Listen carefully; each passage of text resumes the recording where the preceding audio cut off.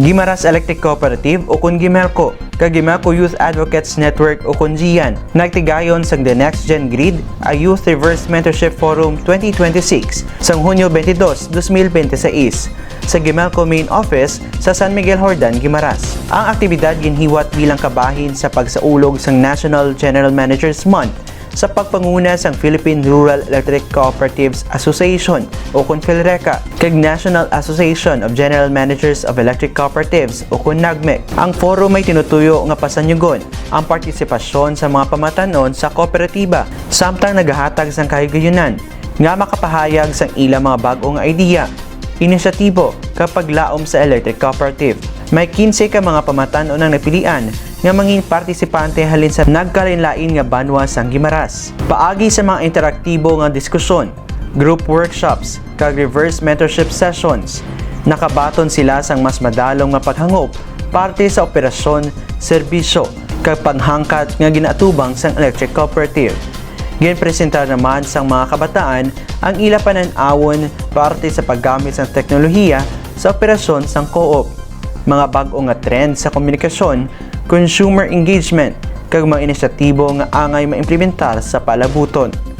Sa iya opening message, ginaagdan ni General Manager Shirley S. Laurente ang mga partisipante nga manging bukas sa pagpahayag sa ilang mga idea, feedback, kag mga proposal para sa kayuhan sa kooperatiba. Ginpahanumduman ni GM Laurente nga ang mga pamatanon ang may dako nga papel sa electric cooperative, bangod sila ang masunod nga member consumer owners o kun MCOs. Today, we recognize an equally important truth.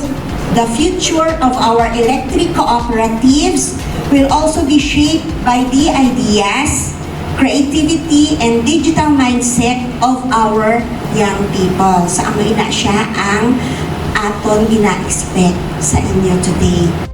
Nagtambong naman sa aktibidad ang GIAN, ang youth organization sang Gimelco, sa pagpanguna ni GIAN President J. Lord Saplahio, kag GIAN Vice President Mendrick Gizan Gabasa. Suno kay Saplahio, ang mga pamatanon dapat magtindog para sa kamaturan, maglikaw sa pagpalapnag sang fake news, kagamito ng ilang impluwensya para sa kayuhan sang tanan, ilabi na sa electric co-op.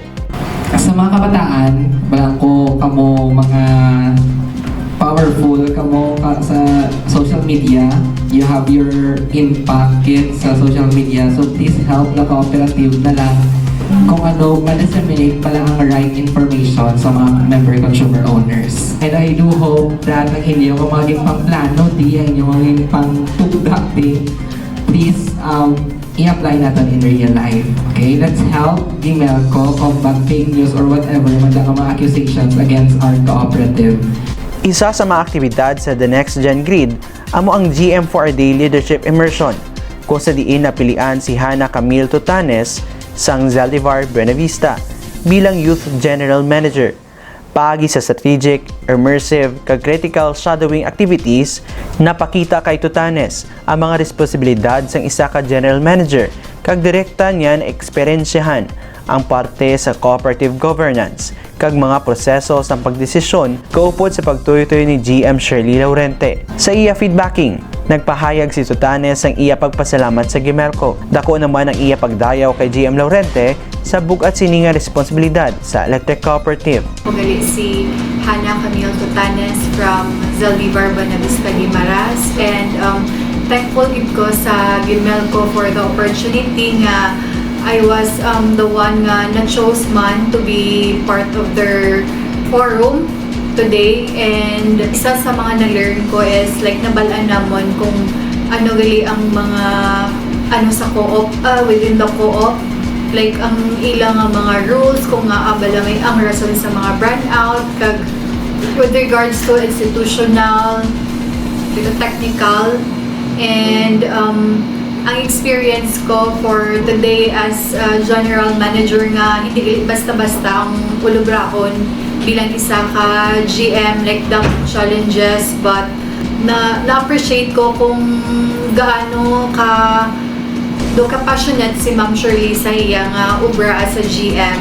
Ang aktibidad ginapangunahan sa Corporate Communications and Social Marketing Office sang Gimelco kag ginsuportaran sa mga department kag office heads sang kooperatiba nga nagsilbi bilang observers kag partisipante sa reverse mentorship sessions. Naghatag naman sang suporta kag mensahe si Director Engineer Angelo Galaura halin sa distrito sang Hordan kag si Director Yvette Espaliada sang Nueva Valencia nga nagapati sa importansya sang youth empowerment ilabi na sa kamaayuhan sang kooperatiba.